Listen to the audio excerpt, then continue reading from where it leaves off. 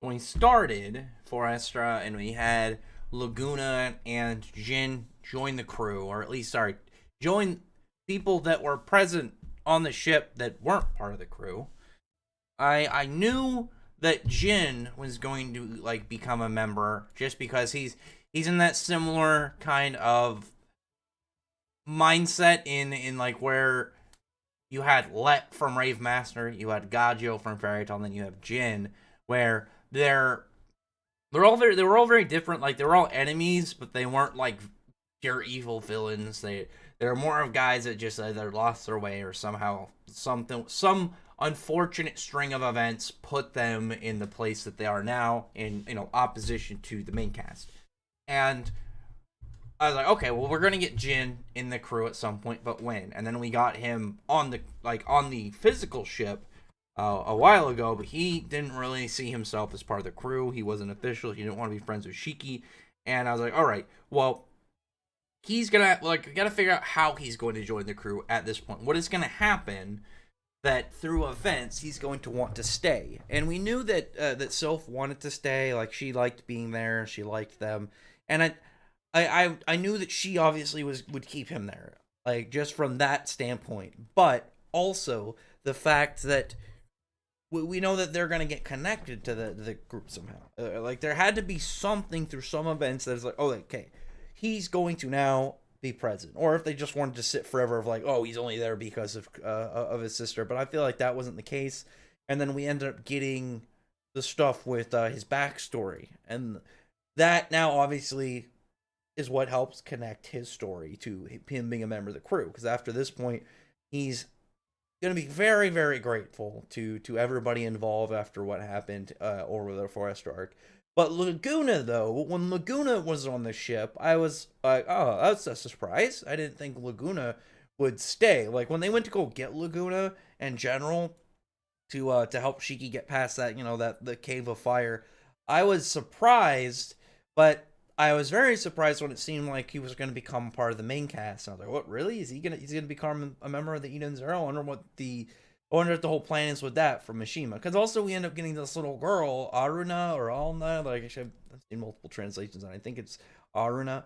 But her like becoming a member of the crew was something that a lot of people have assumed is going to happen since her introduction, because she just kind of came out of nowhere, and it was still really weird. Just you had this random kid who looks like she's going to become a member of the crew, but like it was like, well, where did this come from? But at the same time, it's like since then we've been like, well, we assume that she's going to join the crew. Otherwise, what's the point of her? What are they going to do with her if she doesn't? If she doesn't become a member on the ship?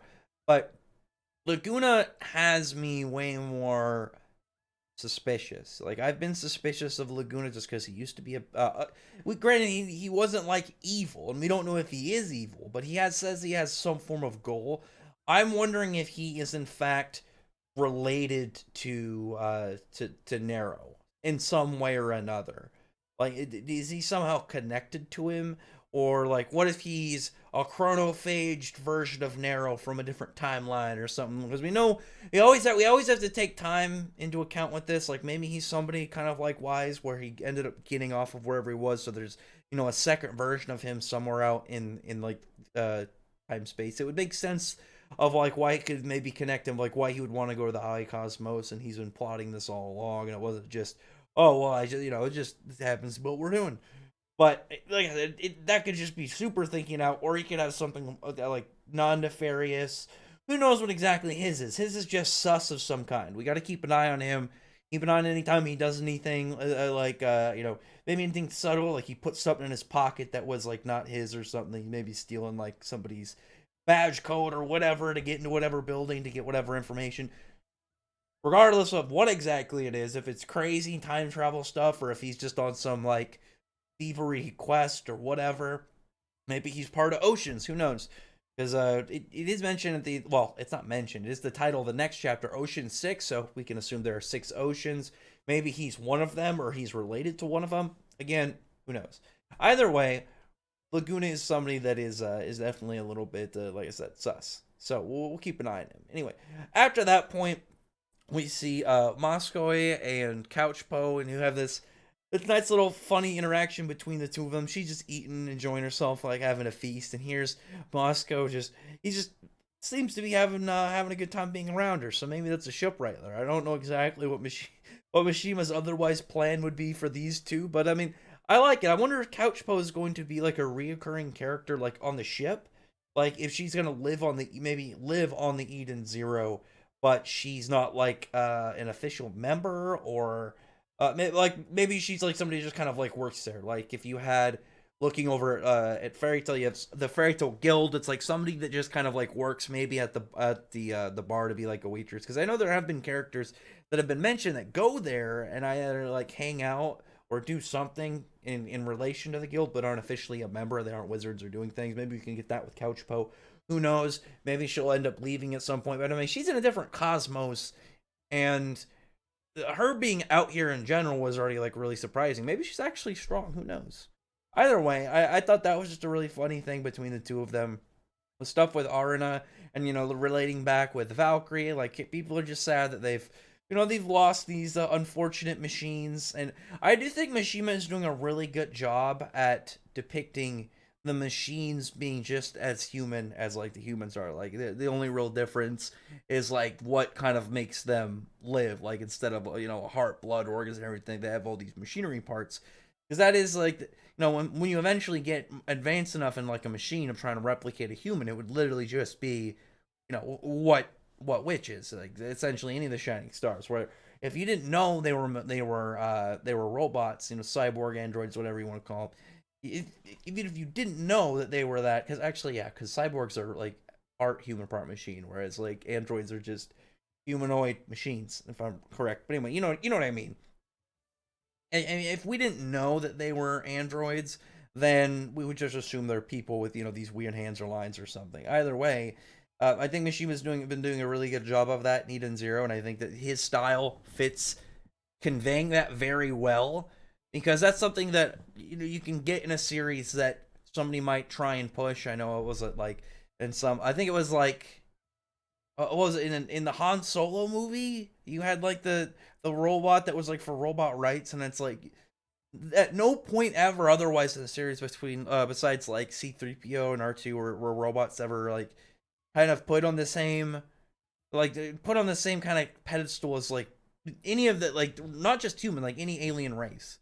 And Mishima's always had something like that, but like it's weird to have it established of like most of the machines are just the idea of these unfeeling machines. They were one of like the fodder things in all the prequels, where it's just like those little skinny droids. Just knock them down. They're the little fodder nobodies. They're just like random guards, like essentially in any castle. But Mishima has been doing a stellar job at holding that from the start, and even times where you have people that treat them more like machines, he's had very good ways of connecting people's emotions to, like, so you can understand why people don't agree with him, and it's not just like, oh, it's not nice to be against these characters. It's like it gives you a reason to be attached to them. So when somebody like goes at him for being a machine, you're like, doesn't we don't care about that.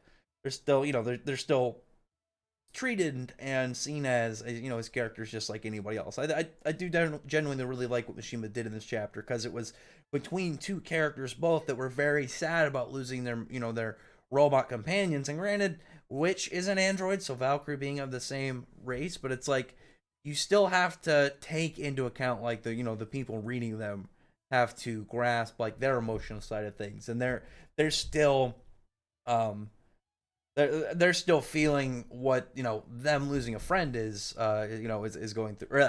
Sorry, I fumbled those words horribly. They're going through what it feels like to lose a friend, but like if you didn't have that understanding of like why to them this was a friend and you just saw it as a machine, it wouldn't have the same level of impact. But after that, we have Xenolith like come back into his body. I figured that was going to be the case. Like he ends up maybe having like multiple bodies out there somewhere, and he can put his consciousness into this machine, and then maybe another one. But he's like saying he's got like a personal cloud storage, which again is very interesting. Of what is Mishima gonna do with this character? Because he is very weird. Xenolith is a very odd character, not just in his placement in the story and his reveal, but also he himself is like a very odd dude, because he's like switches between being kind of goofy and very serious. but he brings up that he's got something that that only Shiki can do, is the apprentice of Ziggy. And I'm wondering if he's, because he says it's a favor, but I'm wondering if it has to do with stopping Ziggy, or if it has to do maybe with Magimek or something. Because he used to be human. That's also one thing that just to take note of. He used to be human. What if there's something in Magimek that Ziggy couldn't do because he didn't have a, because he was a machine, but Shiki can because Shiki's a person, or it's like take down Ziggy because it's my fault that he's this powerful, and he trained you, so you're the successor. So it's like you and me are both, we're both in this circle of blame kind of thing, or like responsibility rather. And then at the end of the chapter, I don't think a lot of people were seeing this coming, of like a very emotional part with Jin, and I really wanted to see Jin destroy Muller. I wanted to see him like just like crush his head like he did against the sister imposter, but like seeing him like this in these like kind of like borderline breakdown emotional bits. He's just like sitting outside on a bench in the ship, and it's really interesting when you see that there's like a medical area, but not just that, it has a waiting area outside of that, so you really can kind of get a grasp of how big the Eden Zero ship is from just thinking about this, the page essentially of where you see what I'm talking about, of why he's going up to talk to him. And he mentions that they ran into Muller, and Jin's like, freaking out because obviously, this is what would have happened if he's the one that showed up. We would see that kind of hysterical, like borderline hysterical, like realization of who this guy is and how he connects to him. This is the person that connects to like essentially like his big problems in life, relatively everything. I was like, outside of that, I was like, did anything bad happen to him before then? We don't know exactly if his parents were sketch or anything prior to like Muller turning on him, but Muller just is a deep corner of upset in everything that is Jin's life. But him talking to Wise, and Wise mentioning how like they destroyed Muller and they blew him up, but he's just ahead. I'm still worried he's gonna get away and rebuild his body or something. Maybe Justice got him. I didn't see anything like that, but I'd have to go back and look, or if somebody can correct me on that. I don't think he was shown this chapter. Maybe that'll be addressed next time we see Justice. Like maybe Justice will have his head, like they'll have him in a box or something, taking him back to get processed. But at the end, like we see what's going on with Sylph. Sister's like saying how she erased the part of her memory having to do with Muller, but also with Drac and Joe.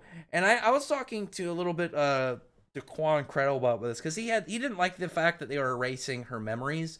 And I personally, I think it comes down to if it's erased and never shown again. Like that's one of those plot points I think you should bookmark, because if it's brought up again and Sylph is able to still like get damage from it, but she could become like, because of where she's at whatever point in time through character development and growth, that she's able to overcome it. Or maybe just like maybe her and Jin could overcome it like together, and you could have like a really nice emotional family moment between them or something.